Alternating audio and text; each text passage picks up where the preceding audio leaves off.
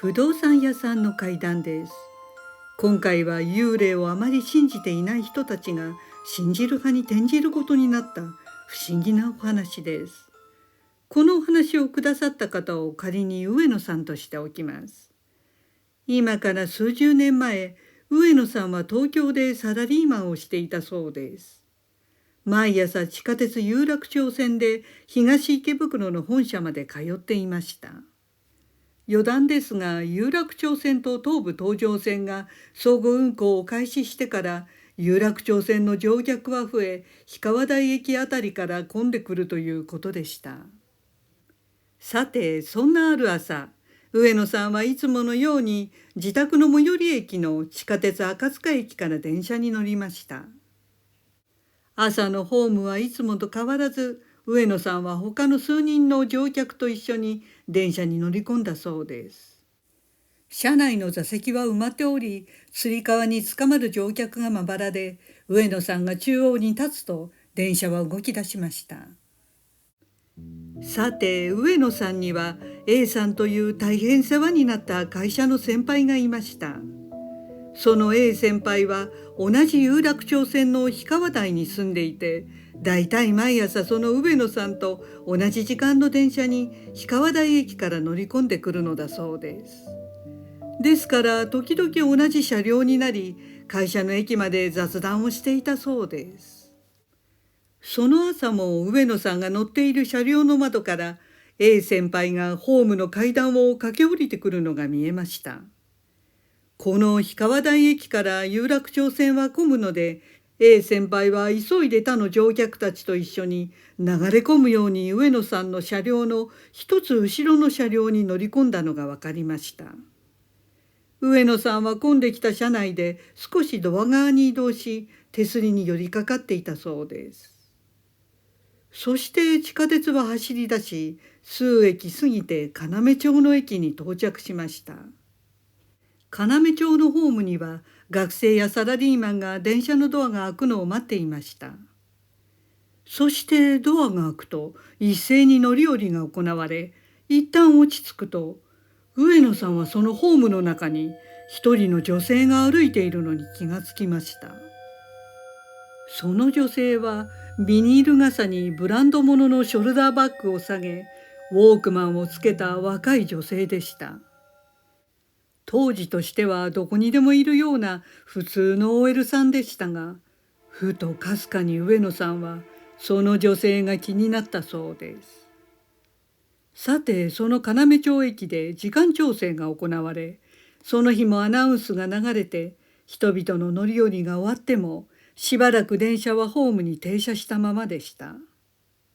そのためホームを歩くその女性の動向が上野さんにもよく見えました。要町の駅のホームは緩やかに弓形をしているので、電車もホーム側に内側に弧を描いて停車しています。そんなわけで上野さんにもその女性が彼女の前方にある円柱形の柱に向かって歩いているのが見えました。その柱はちょうど A 先輩のいる一つ後ろの車両の前にあるものでした。上野さんはその女性がその円柱形の柱に向かっていく後ろ姿を見送り、その後は上野さんの位置からは他の客の往来で遮られ見えなくなりました。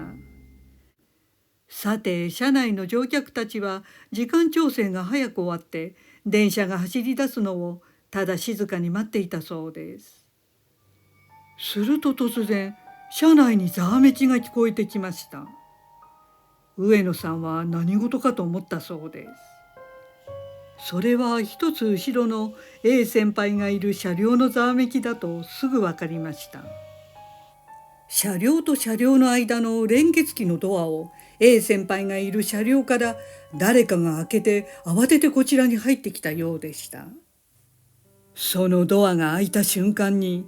A 先輩のいる車両内の騒然としたざわめきが上野さん側の車両内にも流れ込んできたのでした。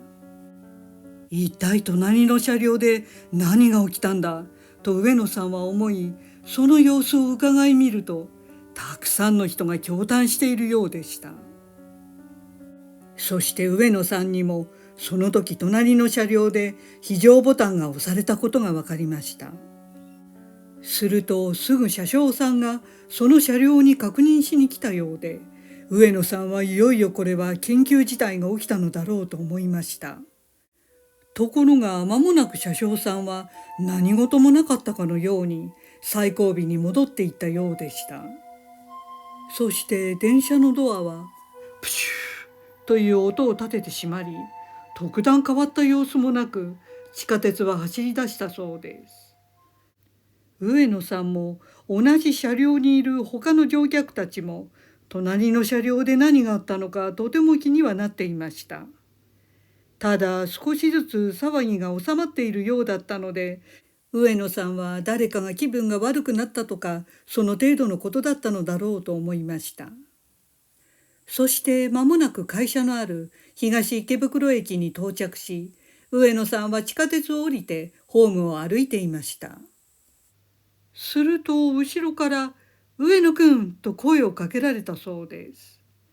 それは後ろの車両に乗っていた A 先輩でした。ただ上野さんは A 先輩を見て少しぎょっとしたそうです。なぜならその A 先輩の表情は真剣で、何かにとても驚いたようなショックな顔をしていたのです。上野さんは思わず「A さんどうしたんですか?」と聞いてしまいました。すると A 先輩は「おい、さっきな、要町駅で時間調整していただろう。その停車中に駅のホームをウォークマンをした女性が歩いてくるのが見えたんだよ」と言いました。上野さんは「ああ、あの女性」とすぐ分かり、彼自身もそのウォークマンをした女性は印象に残っていると言いました。さて A 先輩の話では、都会ではどこにでも見かけるような光景のウォークマンをした女性がただただホームを歩いていて、電車に乗り込むわけでもなく、ホームの円柱形の柱に向かっていたそうなのです。その光景は同じ車両の乗客で、近くにいた者はほぼ全員見ていました。そして女性は直前でその柱を避けるだろうと誰もが思ったそうです。するとみんなの目の前でその女性は円柱形の柱の中にスーッと吸い込まれていき消滅したのです。その瞬間車内は騒然としました。目撃していた乗客全員が思わずその場でうわーっと驚嘆の声を上げたそうです。すぐに乗客の一人が非常通報ボタンを押したそうです。それは従来の停止ボタンではなく、横浜駅列車事故などを教訓に設置された乗務員に緊急事態を知らせるものでした。そしてしばらく口々に嘘、どういうことだ、どこ行った、などと騒ぎ、見知らぬ者同士で目を合わせてお互いが見たものを確認していました。A 先輩は柱に吸い込まれた瞬間を目撃しながらも自分の目が信じられず、こちら側からは柱の後ろの影になるところを通っていたのかと思いましたが、それならその後ろから出てくるはずです。でも一向に出てくる様子もなく、その女性はどこにもいなかったそうで、A 先輩は狐につままれたようにしばらく呆然としていたそうです。上野さんはその女性が柱に向かって歩く後ろ姿までは見ていましたが、そんな結末だったとは思いもよらなかったそうです。でもこんなたくさんの人が通勤中の朝におかしなものを同時に目撃するなどということがあるのかと半信半疑でした。A 先輩は妄想癖もなく嘘をつくような人でもないのです。そこで上野さんはこれは信憑性のとても高い本物の心霊現象だと初めて思ったそうです。ところでこのエピソードは A 先輩だけでなくたくさんの方が体験者となりました。私もこのお話をその場に居合わせた他の乗客の方の体験談として聞いた記憶があります。ですからこれは今でも伝説のようにたくさんの目撃者によって紹介されている数少ない摩訶不思議な実話だと思います。ご視聴ありがとうございました。よろしければチャンネル登録といいねボタンをお願いします。